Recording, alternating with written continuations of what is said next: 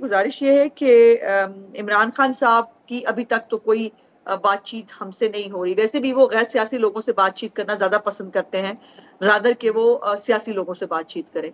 और दूसरा इलेक्शन की डेट तो एक बहाना है, उनको मालूम है कि इलेक्शन नहीं हो सकते, अभी जो सैलाब की सूरत-ए-हाल है, जो मईशत की सूरत-ए-हाल है और फिर हुकूमत ब्लैकमेल भी नहीं होगी इमरान खान की धमकियों से। कोई और होते होंगे ब्लैकमेल, हम तो नहीं होते।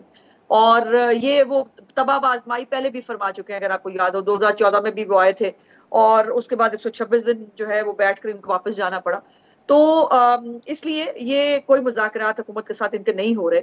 और हमने जब ऑपोजिशन में थे तब भी इनको दावत देते रहे, प्राइम मिनिस्टर साहब जो हैं शहबाज शरीफ साहब, उन्होंने जब वो अपोजिशन लीडर थे उन्होंने तब भी मिसाक मईशत की बात भी की थी। बिलावल भुट्टो जरदारी साहब ने कहा कि हम आपका साथ देने के लिए तैयार हैं, और लेकिन इमरान खान साहब का मिजाज नहीं मिलता था। और अब अचानक मुझे लगता है कि कहीं और से छुट्टी हो गई है, जहां से वो ग्रीन सिग्नल का इंतजार फरमा रहे थे, या फाल नहीं निकली, तोते ने फाल नहीं निकाली, जो अभी तक डेट अनाउंस नहीं हो रही। उनको खुद को नहीं सबको पता कि लॉन्ग मार्च जो है वो होगा नहीं होगा। और मैं बड़ी मुतवातर से ये बात कह रही हूँ कि इमरान खान साहब गारंटी के बगैर लॉन्ग मार्च नहीं करेंगे। और आज जो सुप्रीम कोर्ट की जो आपने जो रिमार्क्स की, उसकी आपने बात की, उसके अंदर बड़ा कैटेगोरिकली सुप्रीम कोर्ट ने ये अथॉरिटी जो एग्जीक्यूटिव की है उसको रीइंफोर्स किया है, ये कहते हुए कि सुप्रीम कोर्ट इसमें इख्तियार नहीं है कि वो इंटरवीन कर सके। ये हुकूमत का इख्तियार है कि अगर कोई शख्स, देखिए ये बड़ी इंपॉर्टेंट बात है अब सा सोचने के लिए, कि एक शख्स जो है वो रियासत के खिलाफ जिहाद अनाउंस कर रहा है, इससे ज्यादा गैर कानूनी बात और गैर आईनी बात नहीं हो सकती। लेकिन इमरान खान साहब की किस्मत बहुत अच्छी है कि वो जो कुछ भी कह लें जो है वो उनको सब माफ होता है।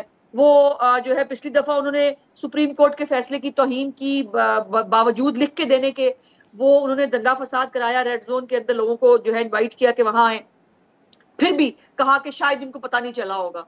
और अब भी जो है वो सुप्रीम कोर्ट ने कहा तो है कि अगर कोई फ्रीक कानून को हाथ में लेगा तो उसके साथ फिर सख्ती से निपटा जाएगा। होपफुली ये हो जाए, क्योंकि ये जत्था के जरिए, ये ग्रुप्स के जरिए इस तरह आकर हुकूमतों को टॉपल करना, ये किसी भी मुल्क के लिए कभी भी अच्छी चीज नहीं होती। इमरान खान साहब के अंदर अगर जुर्रत है, अगर उनके पास जो है, एक तरफ वो पार्लियामेंट पे धमकियां देते हैं, पार्लियामेंट पे लानते भेजते हैं, दूसरी तरफ उनके एमपीएज एमएनएस जो है वो तरले कर रहे होते हैं हमारे इस्तीफे मंजूर ना करो, और जो है वो आज वो मैं आपकी आज वो ये कहते हैं कि हम जो पंजाब में इंतखाबी नताइज हमने दिखा दिए, आप लोग हमें जत्था और हमारी जो फॉलोअर्स हैं उनको कल्ट फॉलोइंग तो ज़रूर कहते हैं, लेकिन वो नताइज में वो वोटों की शक्ल में भी सामने ज़रूर आते हैं। मैं शैला साहिबा की तरफ जाती हूँ और एक बात ये कहते हुए कि आपने तारीफ़ की, मैं आपकी बहुत शुक्रगुजार हूँ। आपने कहा कि मैं भी जिहाद कर रही हूँ, लेकिन मैं जिस तरह इमरान खान साहब जो है वो पावर पॉलिटिक्स कर रहे हैं, इसी तरह मैं बिल्कुल अपनी प्रोफेशनल सिर्फ ड्यूटीज़ अदा कर रही हूँ। जिहाद एक बड़ी मजहबी टर्मिनोलॉजी है और वो बिल्कुल एक मुख्तलिफ चीज़ होती है। यहाँ पर जब हम काम करते हैं कहीं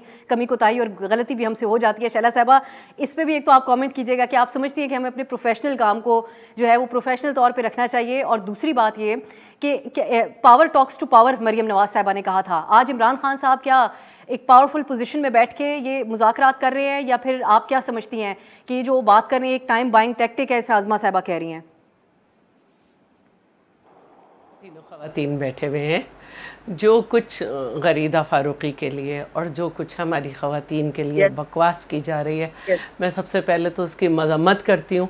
और मैं इन लोगों को यही कहती हूँ कि इन लोगों को शर्म से डूब मरना चाहिए, लेकिन शर्म भी जो है वो गैरतदारों को आती है। अब जो दूसरी बात है वो ये है कि इमरान साहब को ये समझना चाहिए कि मज़ाकरात भी जो हैं वो एक मुस्तकिल मिजाज लोग जो हैं वो करते हैं, जो कि एक ओपन माइंड के साथ आते हैं, जिनका कोई अपना कॉन्सेप्ट होता है। अब अपनी ही जिनका कॉन्सेप्ट क्लियर हो कि उन्हें क्या करना है, अब वो अपनी ही कैंपेन को जिहाद का नाम दे रहे हैं। जो वो हल्ला बोलने वाले हैं उसको वारदात जिसे वो कहते हैं उसको वो जिहाद का नाम देते हैं, जबकि उनको असल में जो आज की सूरत हाल है, जिसमें आईजी खैबर पख्तूनख्वा ने ये एतराफ़ किया है कि इस वक्त बहुत ही बुरे हालात हैं इस वक्त केपी में, सवात में, और तरकई ख़ानदान को भी जो है वो भत्ते की पर्ची मिल गई है।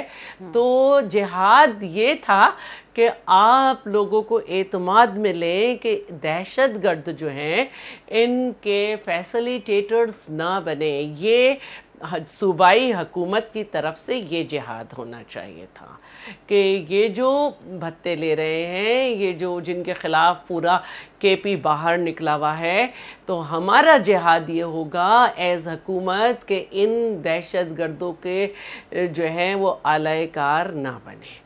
जिहाद जब भी होगा, तरीक़ाकार बदल चुका है, हर मुल्क की आर्मी होती है, हमारे अपने तरीक़े होते हैं कि हम इखलाक से, ज़बान से अपने हमारे मुल्क जिसके ख़िलाफ़ ऐलान करें कि हमारी जंग है, हम उनको अपने सिपाहियों को फेवर करें और इनके पीछे खड़े हों।